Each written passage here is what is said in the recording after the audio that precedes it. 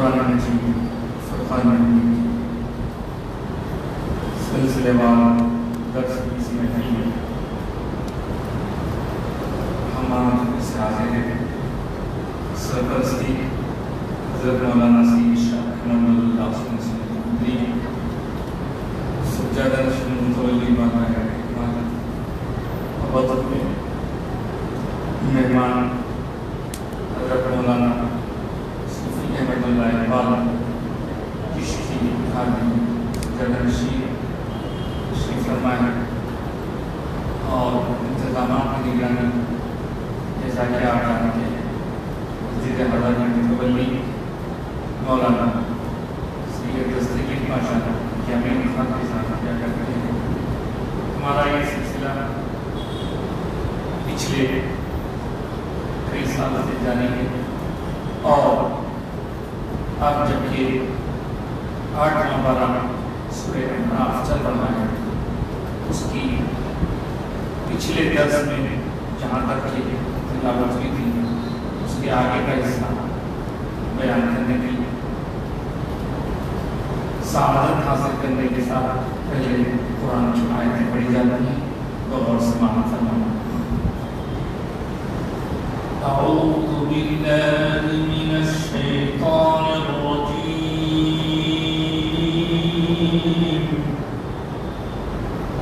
بسم اللہ الرحمن الرحیم، ادعوا ربکم تضرعا وخفية إنه لا يحب المعتدين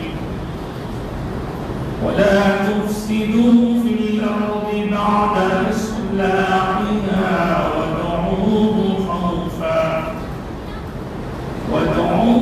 خوفا وطمعا إن رحمة الله قريب من المحسنين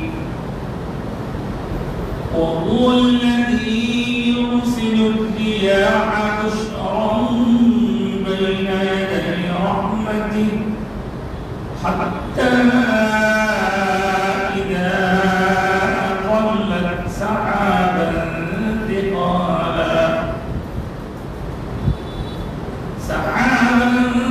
ثقالا سقناه لبلد ميت فأنزلنا به الماء فأخرجنا به من كل الثمرات كذلك نخرج الموتى لعلكم تذكرون صدق الله العظيم وصدق رسوله النبي الأمين الكريم ونحن على ذلك لمن الشاهدين والشاكرين۔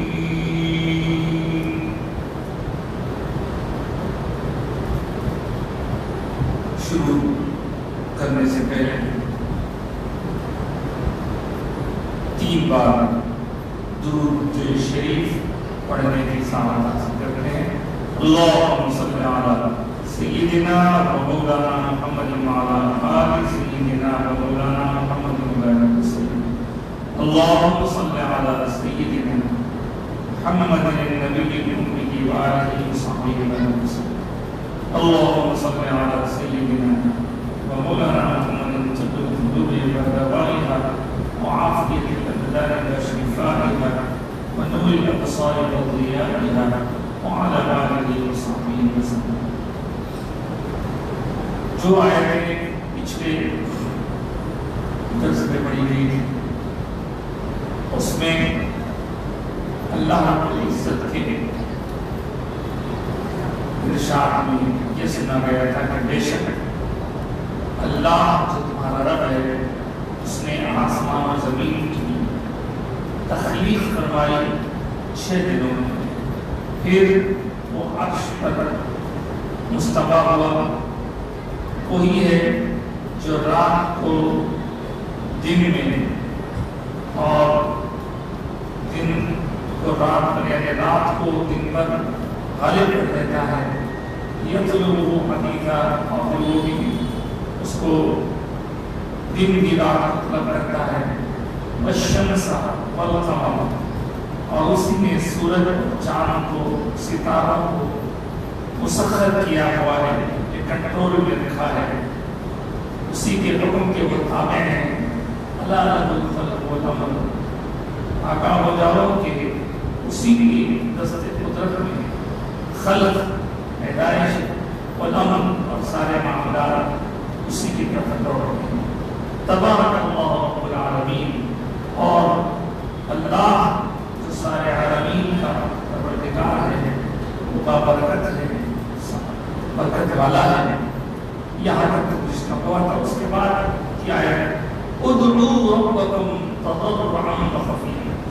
اس میں حکم دیا جا رہا ہے جب ایسا زبردست پروردگار تمہاری تخلیق کے بعد تمہیں حکم دے رہا ہے تو اور سے سنو. کیا حکم دے رہا ہے؟ ادعوا, پکارو اسے جو تمہارا رب ہے. ادعوا ربکم, کیسے پکارو؟ تضرعا وخفیا. یہ حالت بتائی جا رہی ہے کہ اس طرح پکارو. تو پہلے تو ادعو کیا ہے کہتے ہیں؟ ادعو ہے دعا یدعو سے, بلاؤ پکارو. اور جس کو ہم دعا کہتے ہیں اللہ کو پکارنا, اللہ کی بارگاہ میں اپنی معروضات کو پیش کرنا, یہ ہے دعا. تو اللہ پاک فرماتا ہے دعا کرو, پکارو. کس طرح؟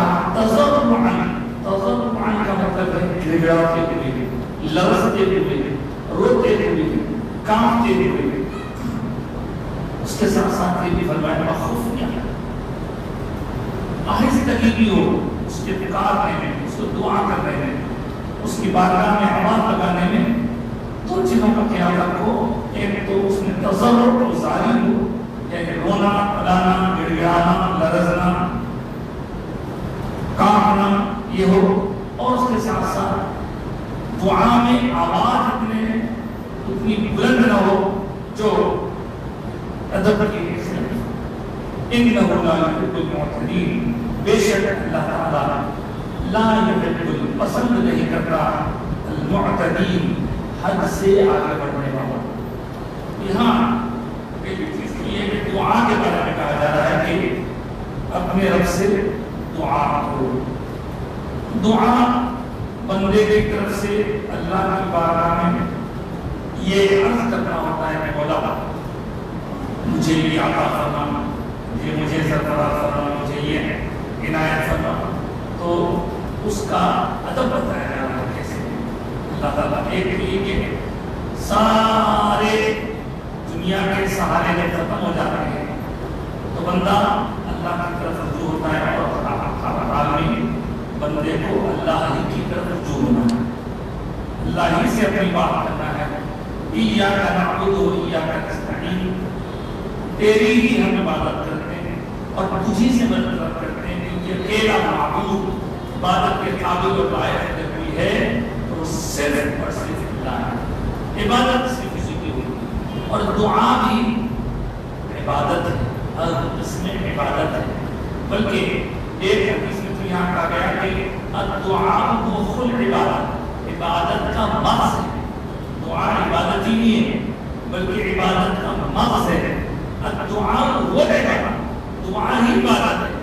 یعنی بندہ اللہ سے اپنے تعلق کو ظاہر کرے, یا اللہ میں تو بے بس ہوں, لاچار ہوں, مجبور ہوں, معلوم ہوں, تو قدرت والا ہے, اور میرا کوئی کام تیری عنایت کے بغیر پورا نہیں ہوتا, تیرے کرم کے بغیر اس کی تکمیل نہیں ہوتی.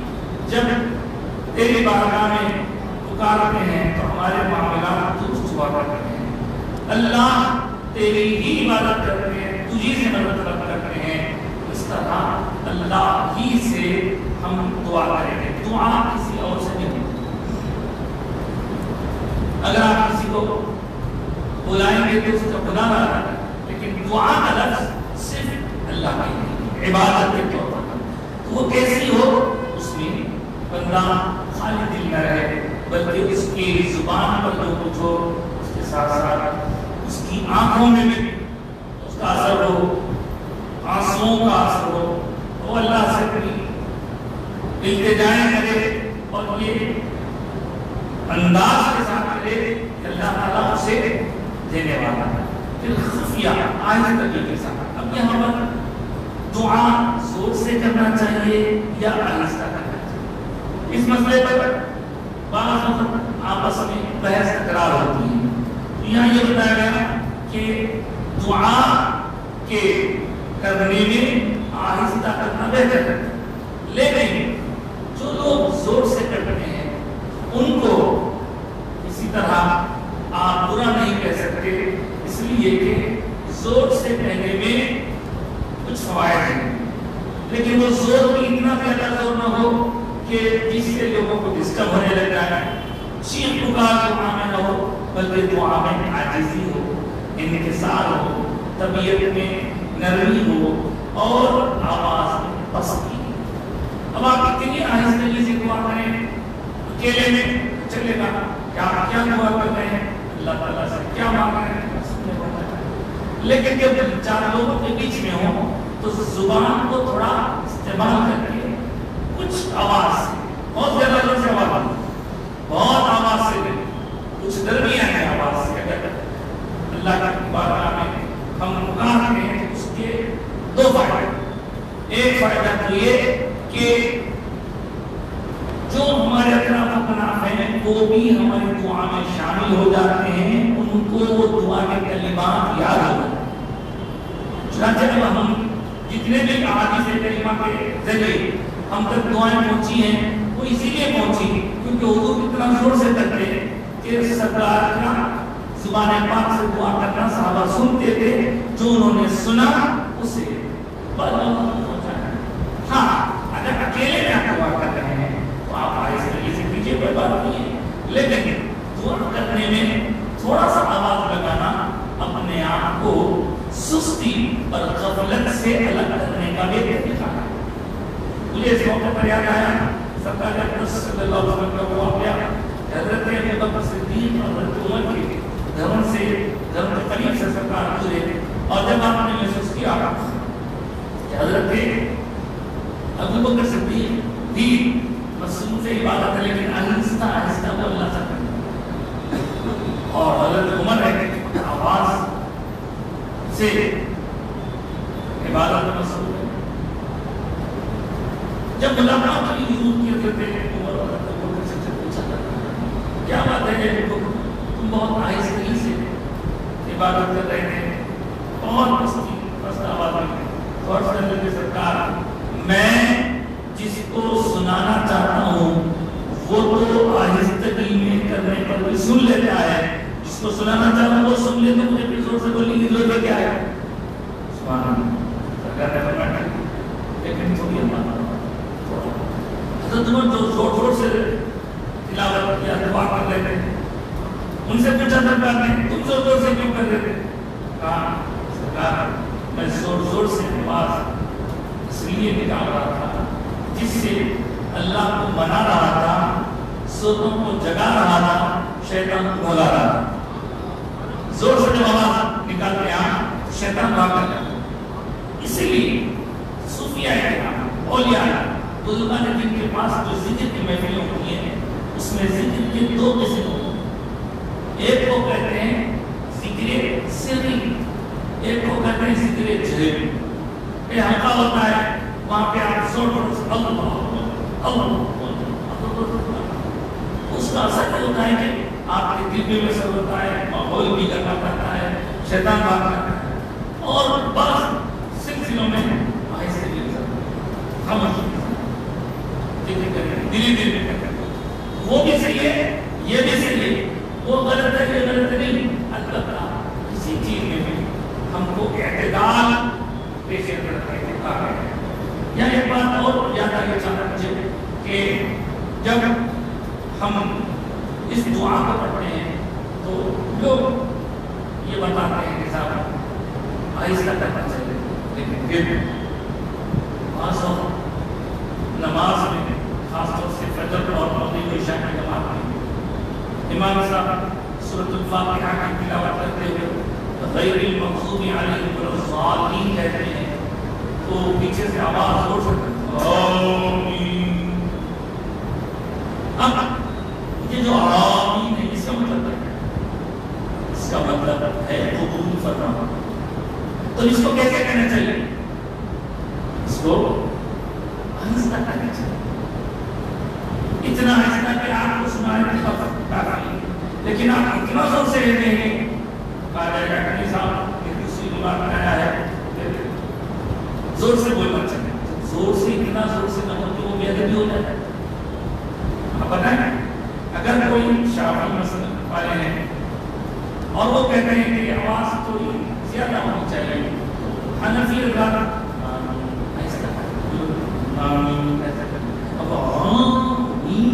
چیز کے کہیں گے تو اس میں مطلب کیا ہے؟ اللہ قبول فرماتا ہے، قبول فرما کہنے کے لیے نرمی ہونا چاہیے. اس سے یہ بات آتی ہے. اور پھر اس کے ساتھ ساتھ جب ہم آمین کہتے ہیں اس کے بارے میں ایک روایت ہے سرکار معاذ صلی اللہ علیہ وسلم نے فرمایا کہ یہ لوگ سورہ فاتحہ کے بعد آمین کہتے ہیں تو تم بھی آمین کہا کرو، اس لیے کہ فرشتے ایمان کے ظالم کہنے پر آمین کہا کرتے ہیں. جس کی ایمان، جس کی آمین ان فرشتوں سے مل گئی ان لوگوں کو مغفرت ہو جاتا ہے. تو اس کا مطلب یہ بیان کیا جاتا ہے کہ ہم اس بات سے آمین ہو تو آمین سے روکا نہیں جاتا ہے، شرک کے بالکل سے روکا جاتا ہے. اب یہ حدیث وہ سناتے ہیں ہمارے بھائی، ان کو بھی ہم یہ بھی سنا کر کہیں گے کہ فرشتے جو آمین کہہ رہے ہیں وہ ایسی آمین آپ کی کہو تو مغفرت ہو جائے گی، ان کی آمین جیسی آمین ہو جائے گی. فرشتوں کی آمین آپ کو سنائی دے رہی ہے نہیں، آہستہ ہو کہہ رہے ہیں آپ بھی آہستہ کہتے ہیں. لیکن اگر کسی کے مسلک میں زور سے کہنا ہے، اتنا چیخ دینا ہے کہ وہ چیخ کی وجہ سے ڈسٹرب ہو جائے ایسا کرنا، پھر اس میں عاجزی کا انداز ضرور رہے. چلیں اس کے بعد انہ لا یحب المعتدین، بے شک اللہ تعالی حد سے آگے بڑھنے والوں کو پسند نہیں کرتا. سوال یہ خود بخود پیدا ہوتا ہے کہ اللہ نے دعا سکھائی اور دعا میں بتایا گڑ گڑا کے کرو، دعا میں بتایا بس آواز سے کرو. جب آپ مسجد میں نماز کے بعد دعا ہوتی ہے تو وہ دعا اگر اکیلے میں ہے ٹھیک ہے آہستہ ہو سکتا ہے، لیکن جب جماعت سے پڑھی گئی نماز تو تھوڑا تو آواز بڑھانا جائے تاکہ کیا دعا کی جا رہی ہے پیچھے والوں کو معلوم ہو. کئی مقامات پر ایسا ہوتا کہ بالکل آہستگی سے امام صاحب دعا کر لیتے ہیں، نہ مولوی صاحب کی دعا سننے نہیں دیتی ہے نہ پیچھے کے سنی ہوئی. یہ بھی تھوڑا اصلاح کی ضرورت ہے. آپ ان سے پوچھے بھائی آپ زور سے کیوں نہیں کرتے تو یہ آہستہ کرنا ہے، خفیہ آہستگی کا احترام. یہ مطلب نہیں کہ دوسروں کو سنی نہیں دیتے بلکہ دوسروں کو سنایا ایسا کرتا جائے تو اس سے ان کے خطبے کی تازگی ہوتی ہے اور دوسرے لوگوں کو وہ دعائیں آنا. اب آپ خود اپنے طور پر یہ سمجھ لیجیے کہ ربنا آتنا فی الدنیا حسنہ، یہ اور دعائیں جو آپ کی یاد ہیں کیا آپ کی کتاب میں دیکھ کر پڑھ کے پڑھ کے یاد کی؟ آپ کہیں گے نہیں، کیسے یاد کی؟ سن کے امام صاحب کا سن کے، امی کا سن کے، ابا کا سن کے یاد ہوگی. یہی طریقہ ہے، تھوڑا سا آواز درمیان ہے، نہ بہت چیختے نہ بہت آہستہ. اسی طرح کی بات سورہ بنی اسرائیل میں آخری آیت میں وہ انتجب بالصلاۃ کا کیا ہے. جب تم اس مرحلے سے گزرو تو بہت زیادہ اونچی آواز مت کرو. آواز بہت مستقل ہے، وہ بدل کی نظر ہے بلکہ دونوں کے بیچ کا راستہ ہے.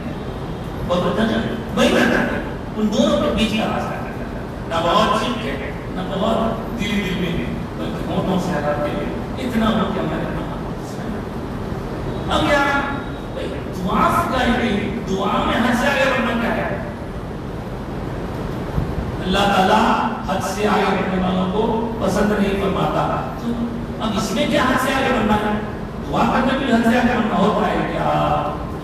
اس کا جواب یہ دیا گیا دعا میں عاجزی بھی ہو، لرزنا بھی ہو، آہستگی بھی ہو، اور دعا ایسی کی جائے، وہ مانگا جائے جو اللہ کے شہنشاہ ہیں. اگر کوئی ناجائز چیزوں کی دعا کرے گا تو پھر وہ ضائع بھی نہ جائے، حد سے آگے بڑھنے والا ہو جائے. اگر کوئی بولے گا یا اللہ محرم چیز میں مانگا، یا اللہ جنت میں لوگ دنیا میں دے دے، یا اللہ میرے لیے یہ کر دے، جو ممکن ہے. کوئی بولے اللہ کو نبی بنا دے تو نبی بننا ممکن ہے. ایسی دعائیں جو ممکن نہیں ہے، ایسی دعائیں کا کرنا یہ حد سے آگے بڑھنا ہے. جو لوگوں کو کام انسانوں سے متعلق ہے، آپ اللہ سے بولیں گے یا اللہ کو دے دے تو یہ دے دے، ایسی باتیں اللہ تعالیٰ کے دربار میں ایک طرح سے دے دے. حد سے آگے بڑھنا ہے. جو چیز ناممکن ہے، یا جو چیز ناجائز ہے، یا جو چیز آپ کے لیے ہو ہی نہیں سکتی، آپ اس دعا کو کریں گے تو یہ دعا حد سے بڑھنا ہے. اور کوئی ایسی دعا کرے جس میں اللہ تعالیٰ کو چیلنج کرے، یہ بھی حد سے آگے بڑھنا ہے. اور حد سے آگے بڑھنا پسند نہیں کیا جاتا. ایک مرتبہ دوسری کے لیے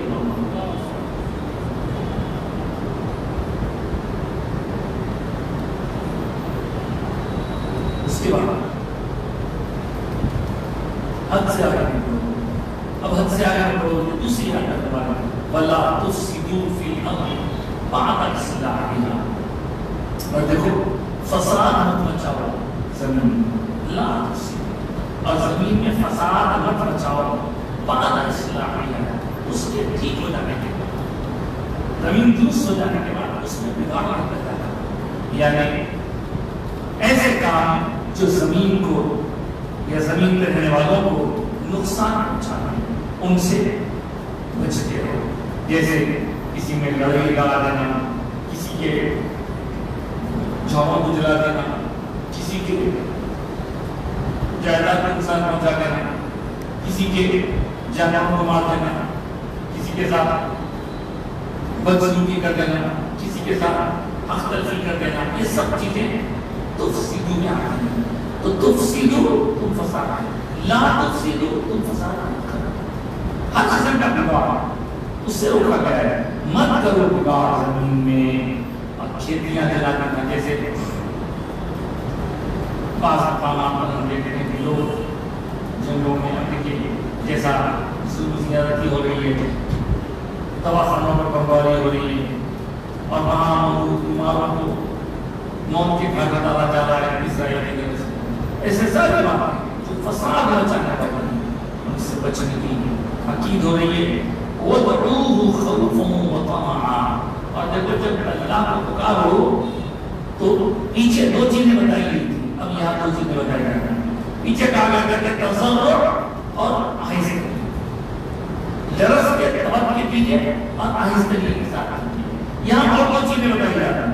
وَادْعُوهُ، اور اس سے دعا کرو تو کیسے؟ خوفاً وطمعاً. یہ کیا ہے؟ تضرعاً وخفیاً، خوفاً وطمعاً. وہ دو باتیں سمجھ میں آیا. تضرع گڑ گڑا کے، لرز کے، رو کے، آہستگی کے ساتھ. یہاں بتایا خوفاً وطمعاً. خوف ڈرتے ہوئے، طمع کسی چیز کے پانے کی امید. دعا کے وقت یہ دو چیزوں کے درمیان آپ کی حالت ہے. ایک ہم نے فرمایا گیا ہے الایمان بین الخوف والرجاء. ایمان خوف اور رجا کے بیچ میں ہے. خوف ڈر ہو گیا ہے، رجا امید ہو گئی ہے. اگر کسی کو صرف خوف ہی خوف دلا دیا جاتا ہے تو بیچارہ تو ڈر کے ہیبت میں پریشان ہو جاتا ہے. اسے خوف کے ساتھ ساتھ امید دلانے کی ضرورت ہے. اللہ نے قرآن میں یہ فرمایا کہ میں عذاب دوں گا، میں سخت عذاب دینے والا ہوں، میری پکڑ مضبوط ہے، میں خوب عذاب دیتا ہوں. یہ سب فرمانے کے ساتھ ساتھ یہ بھی فرمایا کہ اللہ تعالیٰ بخشنے والا بھی ہے، مہربانی فرمانے والا بھی ہے. بندے توبہ کر لے گا تو میں تیری توبہ قبول کر لے سکتا معاف کر دوں گا. امید بھی ہونا، خوف بھی ہونا. تو دعا کے اوپر کیا امید ہونا، کیا خوف ہونا؟ خوف یہ ہونا کہ اللہ تو بڑا جلال والا ہے اور تیری قدرت بہت بڑی ہے، میرے سے کوتاہیاں ہو گئی ہیں لیکن مجھے یقین امید ہے کہ میری کوتاہیوں کو تو معاف فرما دے گا اور میری دعاؤں کی قبولیت کا بندے کو امید ہو، رجا ہو اور ایک آس ہو. یہ چیز امید کہلاتا ہے. خوف اور امید، اور دنیا کو امید پر ہی قائم ہے. خوف اور امید دو چیزیں ضروری ہیں. کبھی بھی انسان کو اللہ کی رحمت سے مایوس نہیں ہونا چاہیے. ایک جگہ فرمایا سورہ یوسف میں وَلَا تَيْأَسُوا مِنْ اللَّهِ، اللہ کی مہربانی سے نا امید مت ہو. إِنَّهُ لَا يَيْأَسُ مِنْ رَوْحِ اللَّهِ إِلَّا الْقَوْمُ الْكَافِرُونَ. جو لوگ اللہ کی رحمت سے نا امید ہوتے ہیں وہ لوگ کافر ہیں. تو نا امیدی کفر ہے. نا امیدی مطلب کسی چیز کے اندر سے آپ کی امید ختم ہو جانا. اللہ سے بھروسہ رکھیے، ہر چیز کو اللہ تعالیٰ قدرت والا کچھ بھی کر سکتا ہے. وہ ہارے ہوئے بندے کو بھی اگر چاہے تو اللہ تعالیٰ کو جتا سکتا ہے. کمزور سے کمزور ترین انسان کو بھی طاقتور بنا سکتا ہے اور اس کے ساتھ ساتھ طاقتور سے طاقتور ترین انسان کو بھی ذلیل کر سکتا ہے. قوت بھی ہے، طاقت بھی ہے، خوف بھی ہو، ساتھ ساتھ امید بھی ہو، آس بھی ہو.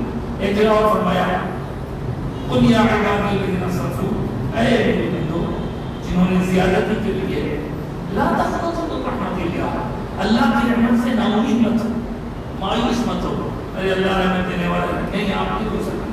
کون کیسا کتنے سے برے سے برا ہو، اگر اس نے اپنے رب سے معاملہ سمجھا کر لیا، اللہ نے اس کو قبول کر لی، تو آپ کون، میں کون؟ اللہ چاہے اس کے انہیں معاف کر دے گا، اس کی مرضی ہے. ہم نہیں ہو سکتے، یہ نہیں ہو سکتا، یہ نہیں ہو سکتا. بعض لوگ بعض باتیں کہتے ہیں کہ صاحب وہ صاحب بگڑ گئے، صاحب بچہ بگڑ گیا، کوشش کر لیا، انہیں سدھر ہی نہیں سکتا. آپ کو نہیں بولے والے سدھر ہی نہیں سکتا، بولے والے آپ کون ہیں؟ بڑے بڑے پاپیوں کو بھی اللہ تعالیٰ سزا نہ جاتے سزا کرتا. بڑے بڑے گناہگاروں واقعہ میں سنا ہے ایک شخص 90 سے زیادہ قتل کر دیا. 90 سے زیادہ قتل کرنا بہت بڑا گناہ ہے، لیکن واقعہ حدیث میں ہے، اس میں کرنا ہے کہ جب اس کو احساس ہوا کہ میں یہ رسول اتنے لوگوں کو مار دیا، اب اگر میں معافی مانگنا چاہوں تو کیا اللہ معاف کرے گا؟ ایک صاحب سے پوچھنے گیا، صاحب نے بہت زیادہ قتل کرا، 90 سے زیادہ کر دیا، بلکہ 99 کر دیا. اب اگر میں توبہ کروں تو کیا میں سدھر سکتا ہوں؟ مجھے اتنی زیادہ قتل کرنے کے بعد میں کچھ کرنے کی سوچے ممکن ہی نہیں. پھر غصہ آیا تو وہ صاحب ان سے پوچھا تھا قبول کرنا تھا 100 روپے. پھر دلی اس کو چمن میں پھر ایک کسی اللہ والے کے پاس گیا، پرانا زمانے کا حضور سے پہلے کے زمانے کا. وہ اس نے کیا کہ پوچھا کہ صاحب ایک شخص ہے اس نے اتنے قتل کیے ہیں، کیا وہ توبہ کرے تو اللہ توبہ دے گا؟ انہوں نے کہا کہ بڑے سے بڑے گناہ سے بڑی باتیں نہیں باتیں، اگر اللہ چاہے تو اس کو یقین نہیں آیا، رونے لگا. کہا کہ اتنے قدر کیا کچھ بھی کرا ہوں گا، لیکن اللہ کی رحمت پھر بھی اس پر ہے. وہ پھر بھی اللہ تعالیٰ سے وہ اور اللہ کا مرضی ہے، چاہے معاف کرے چاہے سزا دے، لیکن وہ کر سکتا ہے. تو اس کے بعد پھر بندہ جاتا ہے نماز میں جاتا ہے سکھانے لگے کہ رحمت اللہ کی ہر گناہ سے بڑی ہے، ہر عذاب سے بڑی ہے. شرط یہ کہ بس اپنے آپ کو سرنڈر کر دیتے ہیں اللہ سے. تو اس کے بعد اللہ بدعوه خوفا وطمعا، ان رحمت اللہ قریب من المحسنین، بے شک اللہ کی رحمت محسنین سے قریب ہے۔ اللہ کی رحمت محسنین سے قریب، اس کا مطلب کیا ہے؟ مطلب یہ بتایا گیا کہ جو نیک کام کرنے والے محسنین ہیں ان کی اللہ سے قربت، ان کی اللہ تعالیٰ سے نزدیکی کا عالم یہ ہے کہ اللہ کی رحمت ان کے قریب ہے، اور اللہ کی رحمت سے وہ ہر آن ہر لمحہ فیضیاب ہوتے رہتے ہیں، اور نہ صرف خود فیضیاب ہوتے ہیں بلکہ دوسروں کو بھی اس رحمت کا حصہ عطا کرتے ہیں۔ اللہ کی رحمت دیکھیں سر، جب اللہ کی رحمت کی بات آتی ہے، ایک بات آپ سے عرض کروں، قرآن پاک کی آیات اور حدیث کو سنو، بندہ کسی برے کام کا ارادہ کرے تو اس کے لیے برائی نہیں لکھی جاتی، لیکن اگر وہ کسی نیک کام کا ارادہ کر لے تو اس کے لیے ثواب بھی دیا جاتا ہے۔ تو یہ انصاف نہیں ہے، نیکی کا ارادہ کرے تو ثواب بھی دیا جائے، برائی کا ارادہ کرے تو کچھ نہیں، اس وقت کچھ نہیں، فرشتے کہتے ہیں اللہ لکھ دیں، نہیں ارادہ کرا، ارادہ بدل نہیں سکتا، اس لیے اس کو گناہ ہوتی تھی۔ اگر اس نے وہ کر لیا، وہ گناہ کا کام کر لیا، تب اس کو گناہ لکھا جائے گا، برخلاف اس کے کوئی نیکی کا ارادہ کر لے تو اس کو نیکی نہیں، ارادہ کر کے نیکی ہے، اور اگر وہ اس کام کو پورا کر لے جس کا اس نے ارادہ کیا تھا تو اس ایک نیکی کا 10 نیکیوں میں ٹرانسفر ہو جائے، 10 نیکیوں میں آتا ہے۔ یہ کیا ہو رہا ہے؟ پھر جیسا کہ آپ نے سنا، ایک نیکی 10 نیکی لکھا جائے، اور برائی ایک برائی، لہذا اللہ کی رحمت سے نا امید مایوس نہیں ہونا، حالات کبھی بھی ہو سکتے ہیں، اپنے آپ کو اللہ کے سپرد اللہ کے حوالے کرتے رہتے ہیں۔ اب یہاں اس کے بعد جو آیا ہے اللہ تعالیٰ اپنی قدرت کا ایک اور کرشمہ بتا رہا ہے، اس کی رحمت کے بہت سارے الگ الگ نمونے ہیں، ان نمونوں میں ایک رحمت اس کی آسمان سے اترنے والا پانی ہے، وہ بھی رحمت، وہ کیسا اترتا ہے پانی؟ اس کی قدرت کا تھوڑا سا بتا آگے کیا ہے ابھی کیا ہے، لیکن آج ان رحمت اللہ قریب من المحسنین کے اس آیت مبارکہ کا فائدہ اٹھاتے ہیں کہ یہ جو محسنین ہیں جن کے قریب رحمت ہوتی ہے، اللہ کی رحمت تو سب سے قریب ہے، لیکن عام لوگوں اور گناہگاروں سے ہٹ کے جو خاص بندے ہوتے ہیں، جو اللہ تعالیٰ کے محبوب ہوتے ہیں، پیارے ہوتے ہیں، وہ اللہ کی عبادت کرتے کرتے اللہ کا ایسا قرب پا لیتے ہیں۔ ایک منزل آتی ہے جب اللہ نے فرمایا کہ ایک منزل لیتی جب بندہ رب سے پیار کرتا ہے، اور ایک وقت ایسا آتا ہے جب اللہ بندے سے پیار کرتا ہے۔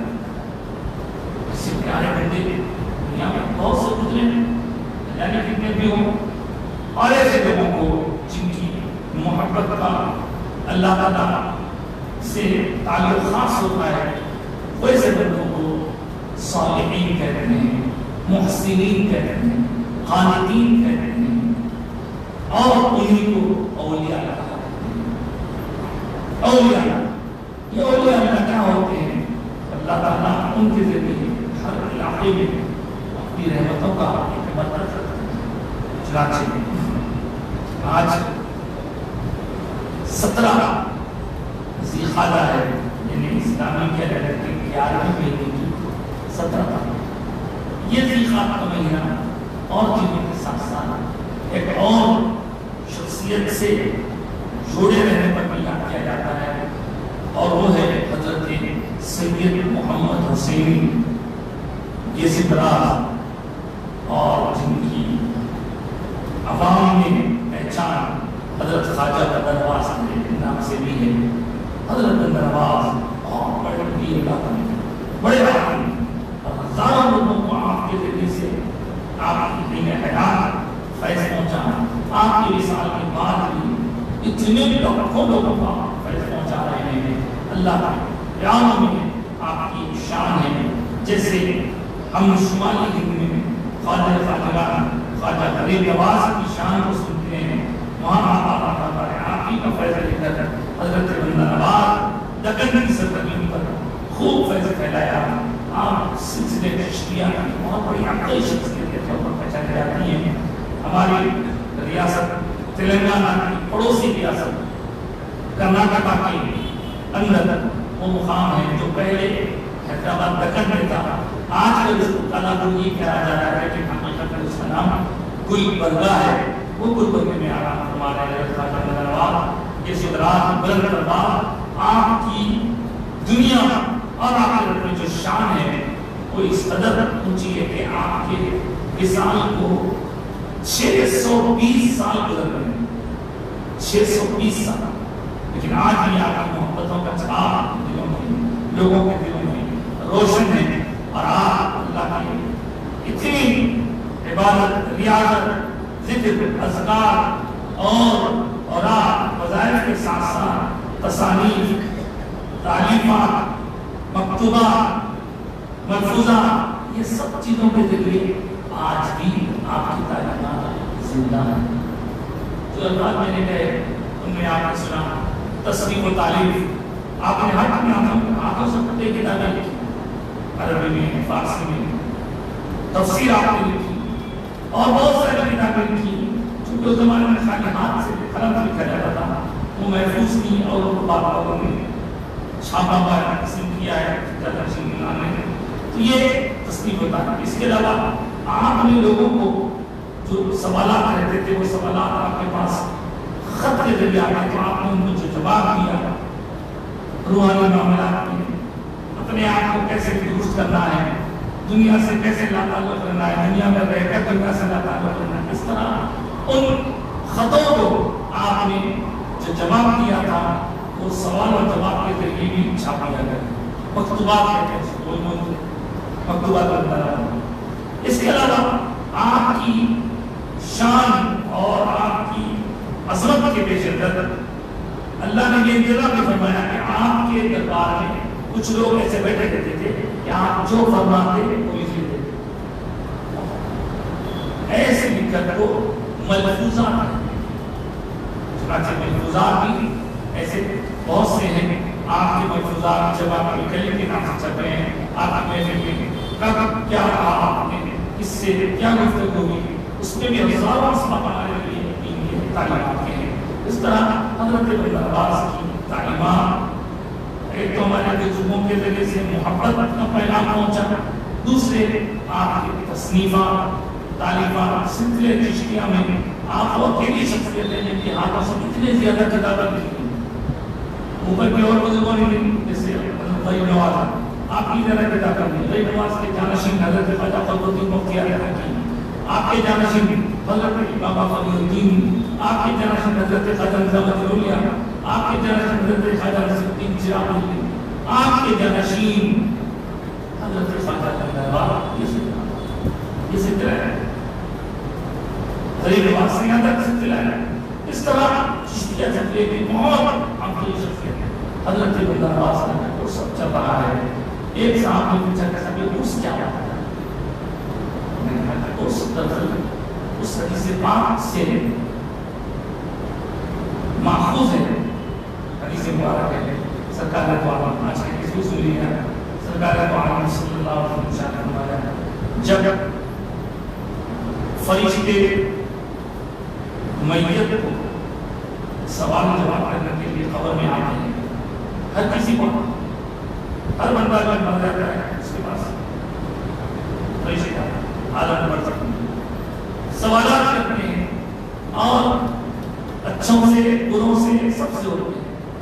برے سے پریشان ہو جاتے ہیں, اچھے جو ہوتے ہیں نیک لوگ اللہ تعالیٰ بزرگان رہتے ہیں ان سے بھی سوال کرتے ہیں, اور جب ان سے جوابات اطمینان مل جاتے ہیں تو جاتے جاتے وہ لوگ کہتے ہیں کم نے اے بندے تم نے ہم کو جوابات صحیح دے دیے, نم کا نوبتی عرس, اب تم ایسے سو جاؤ جیسے کوئی دلہن سوتی ہے، نئی نئی دلہن شادی ہوتی ہے تو آپ معلوم ہے اس کو کوئی کام کا ذمہ داری نہیں دیتے، اس سے کام یہ نہیں رہتا اپنے یار کی محبت میں، اس کے انتظار میں بس آرام کرنا، اور آپ اس کا یا اس کا دلہا ہی اس کو اٹھاتا ہے، تو اس عروس کا لفظ مانا ہے اس کے دلہن، جیسے دلہن سوتی ہے ویسے سونا ہوا۔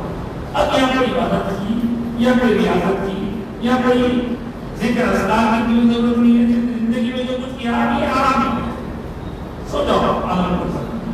تو یہ نم کا نمت عروس کے لفظ الفاظ میں عروس جو ہے، عروس سے وہ عرس بنتے ہیں، اور اس دن تمام طرح اس بزرگ کے چاہنے والے مریدین خلفاء جمع ہوتے ہیں، ذکر اذکار ہوتا ہے، کچھ ان کے حالات بیان کیے جاتے ہیں تاکہ ان پیار اللہ تعالیٰ کی باتوں کو سننے کے بعد ہمارے دلوں میں بھی نیکی کا جذبہ پیدا ہو، ہمارے دلوں میں بھی اچھے کام کرنے کی فکر پیدا ہو، اور اس سلسلے کے تمام لوگ ملتے ہیں، ایک ملاقات کا موقع ہوتا ہے، روحانی غذا ذکر اذکار ہوتے ہیں، اور جسمانی غذا لنگر شریف کا انتظام کیا جاتا ہے، اس لیے بزرگان دین کے عرس منعقد کیا جاتا ہے۔ آپ نہیں ہوتا، ہر آدمی کو نہیں ہوتا، ہر آدمی کی انتقال کا تفصیل ہوتا ہے، عرس بزرگان دین اولیاء اللہ مرشدین کاملین کا عرس ہوا ہے۔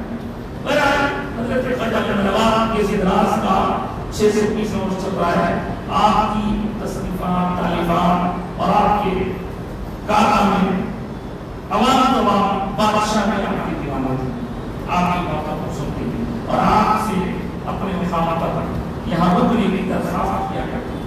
حضرت ابن نواز کے سدراس کے زمانے میں کئی بادشاہ تھے، آپ کے بعد پتہ کتنے بادشاہ آئے اور چلے گئے، کون کہاں دفن ہے کوئی پوچھنے والا نہیں ہے، لیکن حضرت ابن نواز جب بھی بادشاہ بنے ہوئے تھے آگے بادشاہ اورنگزیب عالمگیر آپ کی بارگاہ میں حاضر ہوا، اور جب اس کو پتہ چلا کہ وہ کونے سے لوگ یہاں آتے ہیں بدنواز کی بارگاہ میں حاضر کے لیے، دعا کرنے کے لیے، یہ شک دعا تو اللہ سے ہوتی ہے، لیکن چونکہ وہ رحمت رحمتوں کے سائے میں اللہ تعالیٰ دعا کرنے والوں کی دعا قبول فرماتا ہے، ہوتا ہے۔ اس نے ایک شعر کا فارسی میں جو آپ کا ہوا ہے، نیست کعبہ دردکن، یعنی ساری دنیا میں جو مرکز ہے دور دور سے لوگ آتے ہیں وہ مرکز ہے کعبہ، تو کعبے کا ذکر کر کے عالمگیر اورنگزیب کہتے ہیں کہ دکن میں کوئی کعبہ تو نہیں ہے، کعبہ تو نہیں ہے جیسے لوگ دور دور سے آتے ہیں، لیکن اگر غور سے دیکھا جائے ایک ایسی بات ہے، ایک ایسی درگاہ ہے جو لوگوں کا مرکز کرتی ہے، نیست کعبہ دردکن، جس درگاہ ہے درگاہ کعبہ ہو تو وہاں یہاں کوئی کعبہ نہیں ہے، لیکن کعبہ میں جیسے مرکزیت ہے ویسے یہاں پر بھی وہ مرکزیت ہے، لوگ دور دور سے آتے ہیں، کیونکہ 620 سال میں کتنے جنریشن آتے ختم ہو گئے، لیکن دلوں میں محبت اللہ تعالیٰ ڈالتا ہے اللہ پر، اور بات جس درگاہ ہے یہ سدرا بادشاہ دین و دنیا، دین کے بھی بادشاہ ہیں دنیا کے بادشاہ ہیں، تابعت اللہ نواز ہمیشہ ہمیشہ کو دین اور دنیا کا اللہ نے بادشاہ کرایا ہے۔ اب آپ سوچ سکتے ہیں کہ دنیا کے بادشاہ کا دین کے بادشاہ کے لیے اونچا مقام ہے، بڑے بڑے کبیر ہیں، اور ابو الفتح آپ کی جو نیت ہے، سید محمد حسینی آپ کا اسم گرامی ہے، اور آپ کے القاب العلی الاکبر ہے، آپ کے القاب میں بندہ نواز ہے، آپ کے القاب میں سلطان دکن ہے، لیکن ان سب چیزوں کے ساتھ ساتھ آپ دنیا کے بادشاہ کہتا ہو، یہ بات یاد رکھیے، دین کے بادشاہ ہیں تو سب تسلیم کرتے ہیں، دنیا کے بادشاہ اس طرح ہیں کہ جو جو بادشاہ کے دور میں تھے وہ سب آپ سے پوچھ کے کام کیا کرتے ہیں، سب بادشاہ کی بڑائی مانتے ہیں اور بادشاہ لوگ بندرواز کی بڑائی کرتے ہیں۔ اس طرح حضرت بندرواز کے سدراس کا بہت بڑا کارنامہ ہے، آپ کی ذریعے سے علاقے میں آپ کی اولاد نے اتنی خدمت دین کی، اور اگر غور کیا جائے تو ساؤتھ انڈیا میں اردو پھیلا رہا ہے، اردو زبان پہ پھیلا رہا ہے، سب سے بڑا کام آپ کی اولاد نے کیا۔ سب جبے میں آپ کے یعنی پوترے، آپ کے اولاد میں افراد کے آرام فرما رہے ہیں۔ ہمارے حیدرآباد میں بھی میں جو بڑی درگاہ ہے حضرت شاہ ابطال حسین، وہ بھی آپ کے پوتوں میں سے آتے ہیں۔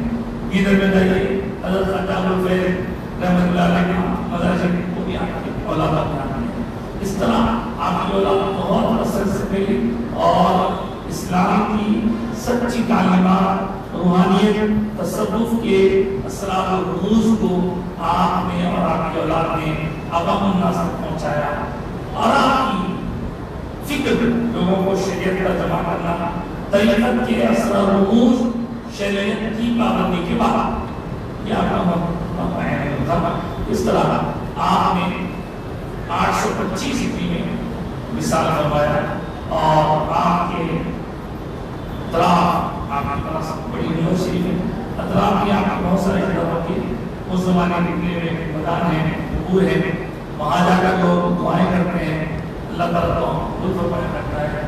یہ تھے حضرت خواجہ بندہ نواز جس طرح کے بارے میں مختصر سے حالات۔ اب میں آپ کو وہ واقعہ سناتا ہوں حدیث میں، جس واقعے میں گزشتہ ہم نے سماعت کیا تھا کہ موسیٰ علیہ السلام کی آمد کے بعد بہت سارے لوگ آتے رہنے میں مل کر ایک زمانے میں شمول اسلام نبی کا ذکر ہم کو ملتا ہے، اور ان کی قوم نے بادشاہ بنانے کو کہا، آپ نے بادشاہ بنانا سے آپ سن چکے ہیں۔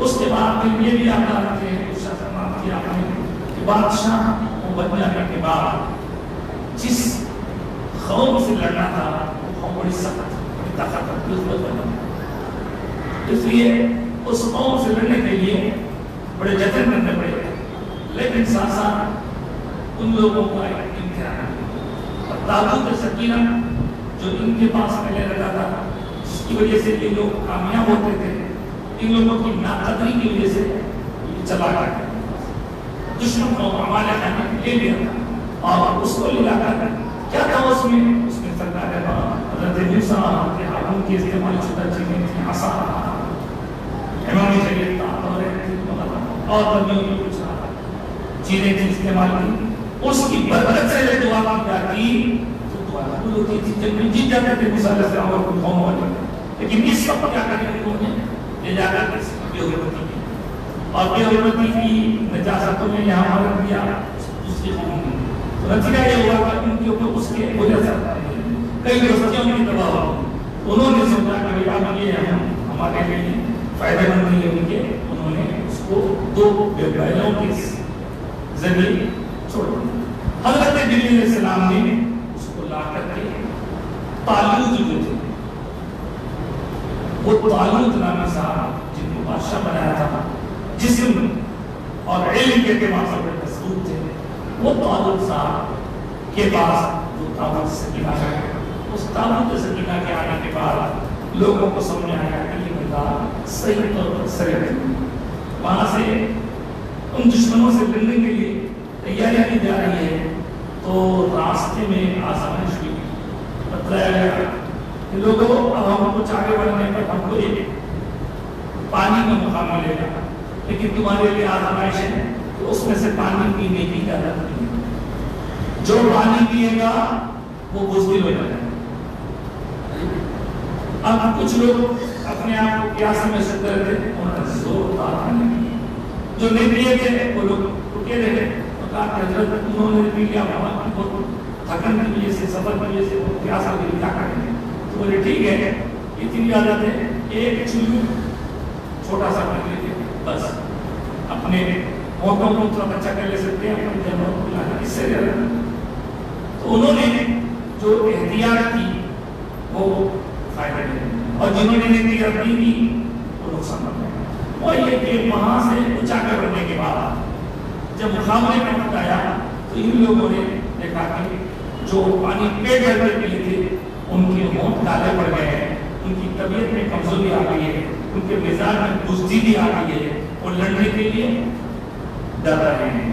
اور جو اسی سے اللہ کا رشتہ جو نبی کی بات سن لی، پیٹ بھر کے دیکھ لیے تھے، کسی ہونٹوں کو لگا لیے تھے، ان میں جوش ہے، جذبہ ہے، طاقت ہے، قوت ہے۔ اب اس فوج کو لے کر طالوت نے شموئیل علیہ السلام کی سرکردگی میں، طالوت بادشاہ ہے، قوت والے، شموئیل علیہ السلام نبی ہے۔ اب وہاں جا کر دیکھا گیا تو فوج اتنی خطرناک ہے، مخالف اور تو اس فوج میں ایک ایکسٹراڈنری چیز ہو گئی بات، اس کا حال یہ کہ انہیں پوری فوج میں جسمانی اعتبار سے ایسا اونچا پورا بہت طاقت، بہت بڑا قوت، اس کا نام ہے جالوت۔ تو جالوت نامی ادھر والا جو مخالف کی طرف سے تھا وہ ادھر سے لڑنے آیا، تو حضرت شموئیل سے طالوت صاحب نے پوچھا، صاحب کیا کرنا، ہمارے پاس سے کوئی لڑنے کے لیے آ رہے ہیں، بہت بڑا مضبوط آدمی ہے اور عبادت کر رہا ہے، لوگ ڈر جا رہا ہے، تو بولے تمہاری فوج میں ایک لڑکا ہے، اس کا یہ نام ہے، اس کے والد کا یہ نام ہے، وہ مجھے لگ رہا ہے کہ اس جنگ میں تمہارے کے کامیابی کا سبب بنے گا۔ وہ کون ہے؟ وہ صاحب قوم تھے جنہیں لایا گیا، تو ان کی مہارت یہ تھی کہ تلوار والا کے ساتھ ساتھ جسے ہم پاس بولے ہوئے تھے، بولے لوگ ان سب کے مارتے تھے، تو ویسے پتھر مارنے کا انجینئر بھی بولتے تھے اسی ٹائپ میں، وہ اس میں ماہر ہے، دور سے لوگ تیر مارتے ہیں، پھر جا کر تلوار چلاتے ہیں، آپ کیا کرتے ہیں اپنے پاس وہ صاحب۔ چنانچہ سب لوگ ڈر رہے تھے، پیچھے ہٹ رہے تھے، تو طالوت نے کہا کہ اب کیا کیا جائے، کوئی آگے نہیں بڑھ پڑا۔ حضرت شموئیل علیہ السلام نے کہا کچھ ایسی پیشکش رکھو جس کی وجہ سے یہ اس میں سے کوئی قاضی ہو جائے۔ پیشکش رکھی گئی، جو بندہ اس جنگ میں وہ جالوت کو مارے گا اس کو میں اپنی آدھی حکومت دے دوں گا اور میری بیٹی سے شادی کروں گا۔ یہ سن کر بھی کئی لوگ پسند کر رہے ہیں، مگر انہی میں نوجوان نے آگے بڑھ کر وہ جالوت نامی شخص کو پہلے گلیل سے اس کو سر کے سرزور کو مار لگا کہ وہ گر پڑا، اور اس کے بعد خرید کر یہ صاحب نے اس کو جہاں پہنچا نہیں۔ سردار مرے پورے سارے لوگ ٹھنڈے پڑ گئے، اب آپ کو یہ معلوم کر کے حیرت ہوگی کہ وہ طالوت نے اپنی بیٹی کا شاید عقد کرنے اور آخری سلطنت دے دینے کے بارے میں جو اعلان کیا تھا، اس اعلان کے بعد وہ کون سا نوجوان تھا جس نے جالوت کو مارا، اور جس کے بعد حزب بالا جالوت کے مارنے پر ان کو یہ صاحب کو طالوت نے ایک تو اپنا داماد بنا لیا اور دوسرے اس حکومت میں سے آدھی حکومت کا بنا لیا۔ اب سنیں وہ کون ہے صاحب؟ یہ جنہوں نے جالوت کو قتل کیا، جنہوں نے قلیل کے لیے اس کو مار کر جنگ کو مسلمانوں کے ایمان کا کیا، اس نوجوان کا نام ہے داؤد، اور یہی حضرت داؤد علیہ السلام۔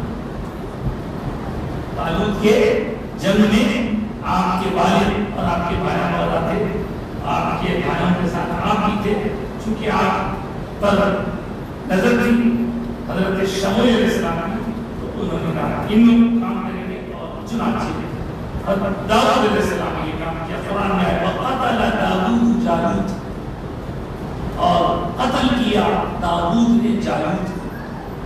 یہ وہاں سے آپ کو طالوت نے آدھی سلطنت دے دی، اپنی بیٹی سے عہد کی، پھر کیا ہوا کچھ دنوں میں کچھ زمانے کے بعد طالوت جو بڑے جسم والے تھے، سب کچھ تھے، ان کا وقت آخر آ گیا، اور ان کے جانے کے بعد لوگوں نے دیکھا کہ یہ آدھی سلطنت میں جو حکومت کر رہے ہیں باقی آج سلطنت پر بھی وہی حکومت کر سکتے ہیں دوسروں کو ان کی نہیں ہے، تو وہ آج سلطنت کے بھی بادشاہ داؤد علیہ السلام کو بنا کرتے ہیں۔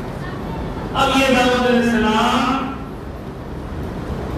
کے بیٹے کون ہیں؟ یہ داؤد علیہ السلام کے بیٹے حضرت سلیمان علیہ السلام۔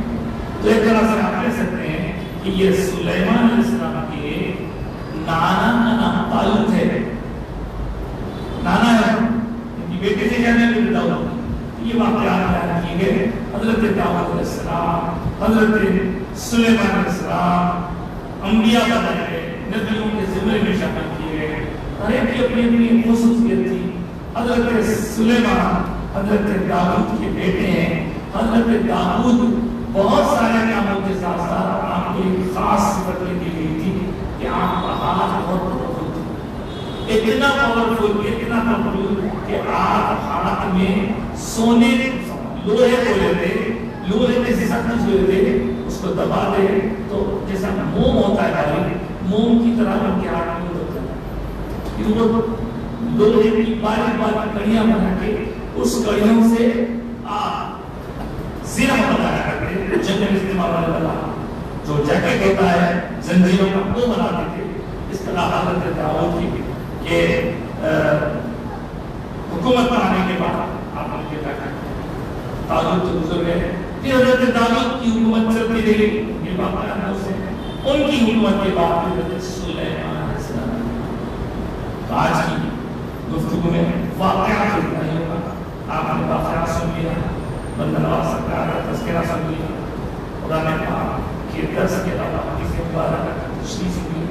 اب آتے ہیں فقہی مسئلے پہ، آپ دیکھتے ہیں فقہی مسئلہ، فقہی مسئلہ دعا کرتے وقت میں ہم دیکھتے ہیں کہ ہمارے بھائیوں کو دیکھتے ہیں کہ کچھ لوگ ایسا کرتے ہیں، کچھ لوگ ایسا آتے ہیں، کچھ آدمی نہیں اٹھاتے، تو دعا کرنے کا جو حکم دیا گیا ہے اس کے بارے میں یہ بھی بتایا گیا ہے حضور کیسے دعا کرتے ہیں۔ حضور دعا کرنے کے لیے اپنے دونوں ہاتھ اٹھا لیا کرتے تھے، سینے کے سامنے ہاتھ رکھیے، دونوں ہاتھوں کے بیچ کے درمیان ساروں کا فاصلہ رہے، اور اپنے رب کو پکار کے وقت اس بات کا خیال رکھیے کہ اگر آپ اکیلے ہیں تو سب کے لیے بھی کر سکتے ہیں، کہ لیے بھی دعا کر سکتے ہیں، لیکن آپ جماعت کے ساتھ دعا کر رہے ہیں تو کبھی بھی آپ اکیلے کے لیے دعا نہیں کر سکتے، کچھ جماعت والوں کے لیے جماعت پیچھے اس طرح حضرت اس طرح دعا کرنے کے لیے سرکار عالم صلی اللہ علیہ وسلم کبھی کبھی دعا کرتے کرتے ان کے ہاتھ اور ہو جاتا ہے، دعا میں محلیت، دعا میں کھو جانا، دعا میں اللہ تعالیٰ کی یاد کرتے کرتے اس میں گم ہو جانا۔ کہا جاتا ہے کہ حضور ایسے ہاتھ رکھا کرتے تھے، عام عادت یہ تھی، سینے کے سامنے چار بل کے فاصلے کے ساتھ کھڑے رہے ہیں۔ کبھی کبھی حضور کسی بات کو سناتے ہوئے ہاتھ بڑھاتے تھے تو صحابہ فرماتے ہیں کہ ہم دیکھتے تھے ہاتھ سرکار اتنا اونچا کرتے تھے کہ حضور کے آستین میں سے سرکار کے بغل مبارک کی سفیدیں نظر آتی تھی، یعنی ایسا بھی کی جا سکتی تھی۔ اور پھر دعا میں ایک بات یہ بھی ہے کہ دعا ہو جانے کے بعد دعا میں ناممکن چیز، ناجائز چیز نہیں مانگی جا سکتی، اور جو چیزیں بندوں سے متعلق ہے وہ جو بندے کو کہتے ہیں ویسا کام یہ نہیں کہا جا سکتا، لہذا دعا کے متعلق یہ فقہی مسئلہ۔ اس کے بعد دعا مکمل ہو گئی، دعا ختم ہو گئی تو ہاتھ ایسے نہیں چھوڑ دو، ہاتھ ایسے نہیں چھوڑ دو، جب ایسے نہیں چھوڑ دو، بلکہ دعا ختم ہونے کے بعد یہ اس کا ادب ہے، اس یقین کے ساتھ کہ اللہ تعالیٰ نے دعا کی ان دونوں ہاتھوں کو اپنے چہرے پر ایسا یہ دعا کا صحیح یوں نہیں، دعا کا صحیح۔ اس طرح آج کی گفتگو میں ہم نے درس قرآن کی صفات، فقہی مسئلہ اور بندہ سرکار کی حالات روشنی ڈالی۔ آج کی گفتگو ختم کرتے ہیں، اللہ سے دعا کرتے ہیں ہماری اس میں مشکلیں لوگ سب کی حاضر فرما، سب کی مشکلیں آسان فرما، سب کی دشواریوں کو آسانیوں میں تبدیل فرما، اور جتنے لوگ دعاؤں کے لیے کہتے ہیں ہم ان سب کے لیے دعا کرتے ہیں فرمائے، خاص طور سے بیماروں کو صحت عامہ اور سب مساوات سرجری ہے مصیبت ہو گیا ہے، آسانی سے سرجری ہو جائے ہے، اس کے لیے دعا کی خواہش کی جاتی ہے۔ اللہ تعالیٰ اعتبار صاحب کو جو مرض لایا گیا ہے اس مرض کی پوری طرح خاتمے کے لیے دعائیں فرمائیں، اور جو دوائیں ڈاکٹر لے رہے ہیں ان دواؤں میں اثر فرمائیں۔ ان خاتون کے علاوہ جتنے بھی لوگ بیمار ہیں یہاں جو موجود ہیں، یہاں جو موجود ہیں، ان کے رشتے دار گھروں میں، ان سب بیماروں کو صحت کاملہ اور شفا عاجلہ عطا فرمائیں۔